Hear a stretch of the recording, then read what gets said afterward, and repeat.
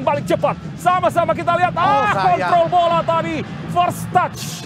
Terlalu jauh dari hingga momentum untuk melakukan serangan balik harus terhalangi dengan kemampuan reading the game dan sliding yang baik dari Erwin Gutawa. Pindahkan lagi bola, kali ini berbahaya. Kita lihat masih bisa dihalau. Kombinasi umpan 1-2 yang dilakukan oleh Bayangkara Presisi Indonesia tadi. Iya, berawal bola kali ini. Baik sekali Sani Rizky dituju. Dia membuka ruang lagi Fathur Rahman. Fathur Rahman berdua.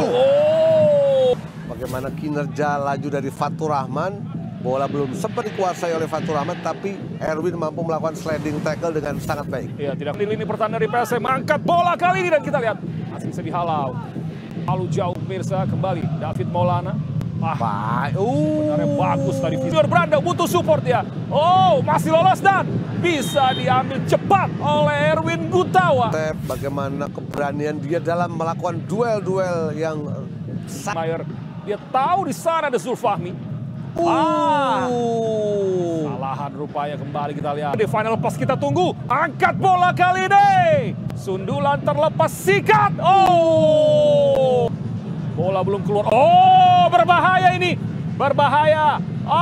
Masih bisa. Mati Mayer umpan terobosan tadi. Masih bisa di intercept dengan baik oleh Erwin Gutawa.